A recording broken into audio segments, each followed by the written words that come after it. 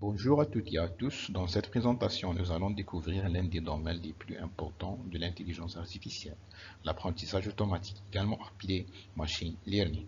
Nous commencerons par comprendre ce qu'est l'apprentissage automatique, puis nous verrons ses principales applications. Ensuite, nous présenterons les concepts fondamentaux, le pipeline d'apprentissage automatique ainsi que les différentes étapes permettant de construire un modèle performant. Enfin, nous illustrerons ces notions à travers deux exemples de régression linéaire avant de conclure par les bonnes pratiques à retenir. Commençons tout d'abord par répondre à une question essentielle. Qu'est-ce que l'apprentissage automatique? L'apprentissage automatique est une branche de l'intelligence artificielle qui permet à un ordinateur d'apprendre à partir de données, sans qu'il soit nécessaire de programmer explicitement toutes les règles. Au lieu d'écrire une règle pour chaque situation possible, on fournit au modèle un grand nombre d'exemples. Il analyse ces données, identifie des relations ou des tendances, puis utilise ses connaissances pour effectuer des prédictions sur de nouvelles données.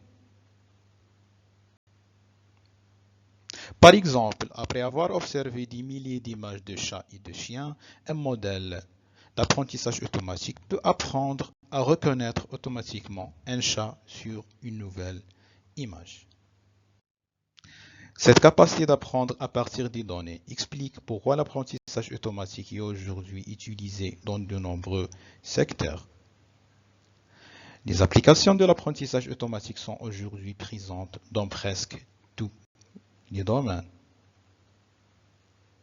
Par exemple, dans les transports, il contribue à la conduite autonome ou à la prédiction du trafic. En finance, il permet de détecter les fraudes et d'évaluer les risques. En agriculture, il aide à surveiller les cultures et à optimiser l'utilisation des ressources. Enfin, dans l'éducation, il favorise les plateformes d'apprentissage adaptatif qui personnalisent les exercices selon le niveau de chaque étudiant. Ces exemples montrent que l'apprentissage automatique est devenu un outil essentiel pour automatiser des tâches complexes et améliorer la prise de décision. Pour comprendre comment les systèmes d'apprentissage automatique fonctionnent, il est nécessaire de connaître quelques concepts fondamentaux. La première est la donnée. Chaque donnée est décrite par des caractéristiques appelées features et éventuellement une réponse attendue appelée label. La deuxième notion est le modèle. Il s'agit d'une représentation mathématique qui apprend les relations existantes entre les données. Enfin, la troisième notion est la généralisation. L'objectif n'est pas de mémoriser les données d'entraînement, mais de réussir à faire de bonnes prédictions sur des données jamais rencontrées auparavant. C'est précisément cette capacité de généralisation qui mesure la qualité d'un modèle. Pour obtenir cette généralisation, il est nécessaire de suivre une méthodologie bien définie appelée pipeline d'apprentissage automatique. Le pipeline d'apprentissage automatique est constitué de trois grandes étapes. La première, c'est l'entraînement, durant lequel le modèle apprend à partir des données disponibles. Ensuite, vient la phase de validation, qui permet d'évaluer le modèle et d'ajuster ses paramètres afin d'améliorer ses performances. Enfin, la phase de test consiste à mesurer les performances finales sur des données totalement nouvelles.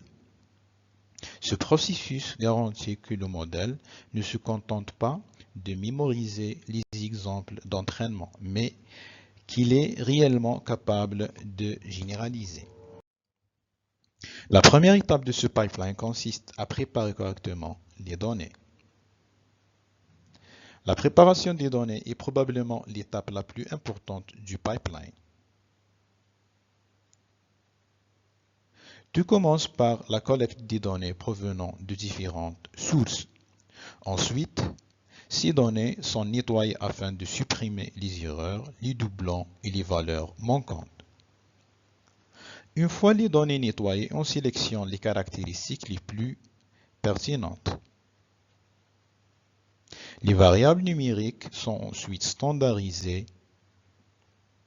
ou normalisées afin qu'elles soient comparables entre elles.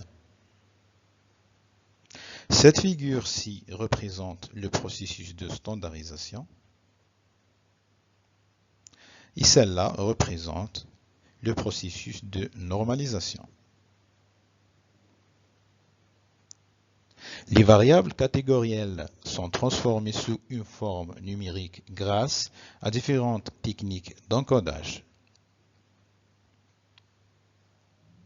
Enfin, les données sont divisées en trois ensembles: un ensemble d'entraînement, un ensemble de validation et un autre ensemble de tests. Une bonne préparation des données améliore considérablement les performances finales du modèle. Une fois les données préparées et le modèle entraîné, il faut vérifier qu'il apprend correctement. C'est le rôle de la phase de validation. Durant la validation, plusieurs métriques permettent d'évaluer la qualité du modèle. Pour les problèmes de régression, on utilise notamment le MAE et le MSE. Pour les problèmes de classification, on s'appuie sur la matrice de confusion, la précision, le rappel et le F1 score. Cette étape permet également de détecter des problèmes fréquents. Le sous-apprentissage, lorsque le modèle est trop simple pour représenter correctement les données. Et le surapprentissage, lorsque le modèle apprend trop précisément les données d'entraînement. Il perd sa capacité à généraliser. Dans ce cas, plusieurs ajustements peuvent être réalisés jusqu'à obtenir de meilleures performances. Lorsque les résultats de validation sont satisfaisants, le modèle peut enfin être évalué sur des données totalement inédites. La phase de test permet d'évaluer objectivement les performances du modèle. Les données utilisées ici n'ont jamais été vues pendant l'entraînement ni pendant la validation. Si les résultats obtenus sont proches de ceux observés pendant la validation, cela signifie que le modèle possède une bonne capacité de généralisation et peut être envisagé pour une utilisation réelle. Mais que se passe-t-il lorsque les résultats du test sont moins bons que prévu? Si les performances diminuent fortement pendant le test, cela signifie que le modèle ne généralise pas suffisamment. Dans ce cas, il faut revenir aux étapes précédentes. Voyons maintenant un premier exemple concret basé sur la régression linéaire. Dans ce premier exemple, l'objectif est de prédire le prix d'une maison à partir de sa surface. Les résultats obtenus montre un coefficient R2 de 0,989 très proche de 1. Cela signifie que le modèle explique presque toute la variabilité des données et offre d'excellentes prédictions. Le même principe peut être étendu à plusieurs variables d'entrée, comme nous allons le voir avec l'exemple suivant. Dans ce deuxième exemple, le modèle prédit la puissance électrique à partir de deux variables, la tension et le courant. Les résultats obtenus sont également très satisfaisants avec un coefficient R2 de 0,990.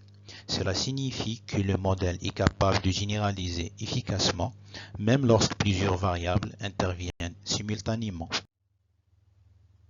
Merci pour votre attention. J'espère que cette présentation vous a permis de mieux comprendre les principes fondamentaux de l'apprentissage automatique, ainsi que les différentes étapes nécessaires à la conception d'un modèle performant. À bientôt.